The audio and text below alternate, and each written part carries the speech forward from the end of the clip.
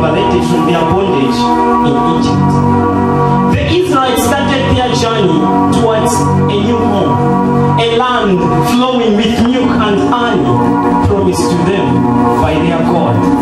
But without a GPS, a map, even a compass to give them direction, it wasn't long before this company of ex-captives found themselves completely lost. Just one chapter into their trip, God's people were wandering into the wilderness. Now, I don't know about you, but in my life, I've had my fair share of wandering. I've had countless seasons where I felt totally lost.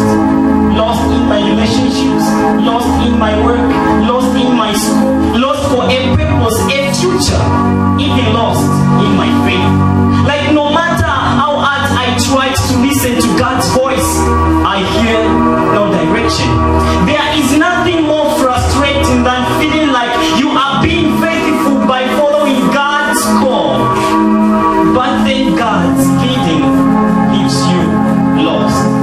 And the more we wonder, the more we feel lost. When we start to wonder, did God lose me? And at some points along the way, did God stop loving me? Does He still care? Is He still there? Or maybe I'm just wandering in the middle of nowhere. To each and every single one of us has felt lost, or God lost us. It might be sounding surprising, but the characters of the Bible are no different. In the beginning, man and woman were banished from their home with God and left to wander east of the garden, lost. Abraham received a promise from God that he would establish a great family